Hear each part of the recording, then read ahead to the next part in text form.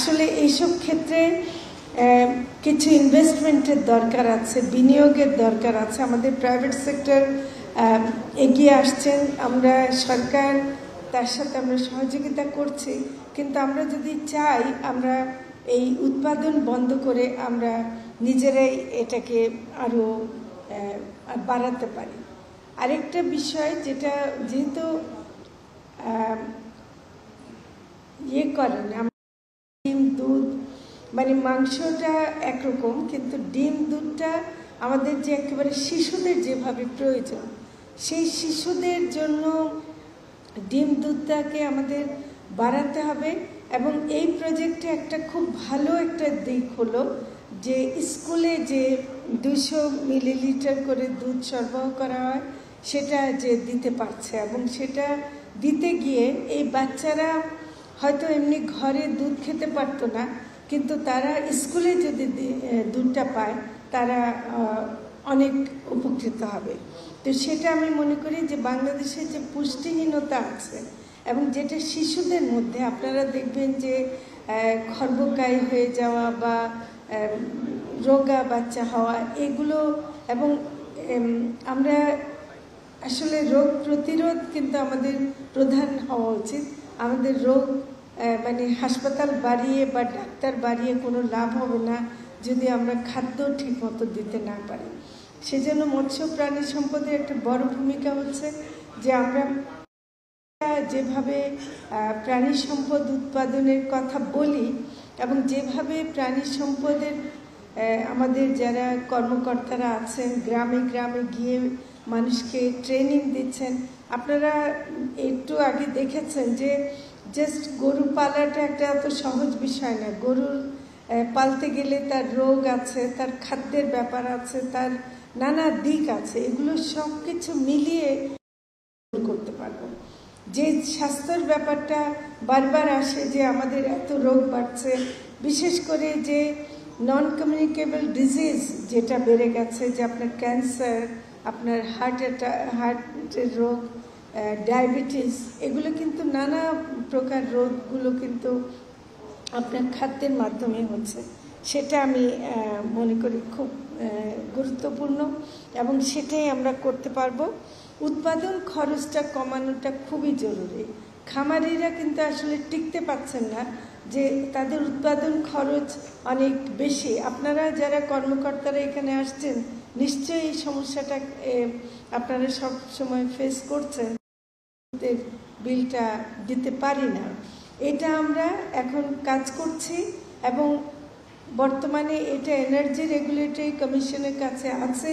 তারা শুনানি করে যদি আমাদেরকে নতুন রেটে, কৃষির রেটে বিদ্যুৎ বিলটা দিতে পারে, তাহলে উৎপাদন খরচ অনেকটাই কমবে বলে আমার ধারণা। তো সেটা আমরা করছি। এছাড়া খাদ্যের যে আমার মনে হয় যে ঘাসের কোনো বিকল্প নেই। আমরা যদি পশুপালন করতে চাই আমাদেরকে বিশেষ করে গরু ছাগল এগুলোর জন্য আমাদেরকে ঘাস লাগবেই। তো কাজে আমাদের এখানে ঘাস উৎপাদন বাড়াতে হবে এবং আমরা দানাদার খাদ্যের বিকল্প হিসেবে আমরা কিন্তু ঘাসের উৎপাদন বাড়াবো। শেষ করব, এখানে বেশ কিছু খামারিরা এসছেন পরিচয় পর্বে দেখলাম।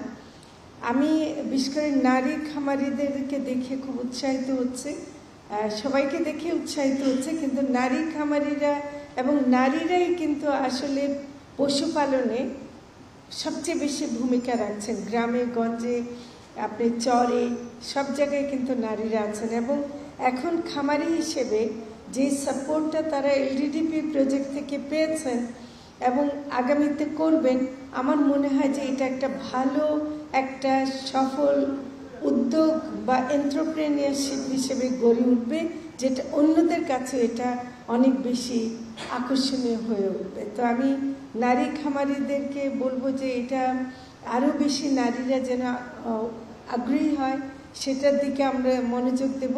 এমনকি যারা তরুণরা, আজকাল তরুণরা শুধু চাকরি খোঁজে, চাকরি খুঁজলে কিন্তু অত চাকরি নাই, কিন্তু আমরা ছোট ছোট খামার করতে পারি, আমরা অনেক কিছু করতে পারি, যেটা আমাদেরকে নিজে সদ্যোগী হয়ে আমি কিন্তু নিজের জীবন জীবিকা রক্ষা করতে পারি।